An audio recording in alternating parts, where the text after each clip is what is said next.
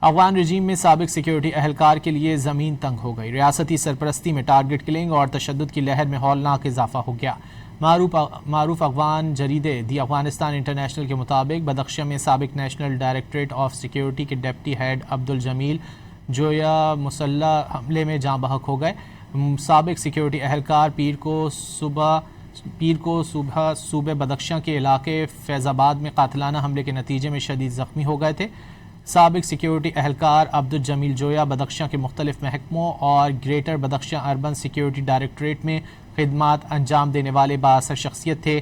افغان جریدے دی Kabul now کے مطابق بدھ کو پکتیکا کے ضلع جانی خیل میں مسلح افراد نے سابق حکومت کے پولیس اہلکار محمد عمر کو قتل کر دیا تھا۔ گزشتہ ہفتے صوبہ پروان میں بھی سابق افغان فوجی کمانڈر حشمت اللہ کو اغوا کے بعد بے دردی سے قتل کر دیا گیا تھا۔ اقوام متحدہ کے سیکرٹری جنرل اینٹونیو گوتریس کے حالیہ بیان کے مطابق افغان طالبان رجیم میں سابق حکومتی ملازمین اور سیکیورٹی اہلکاروں کے قتل، گرفتاریوں اور تشدد کے واقعات تاحال جاری ہیں۔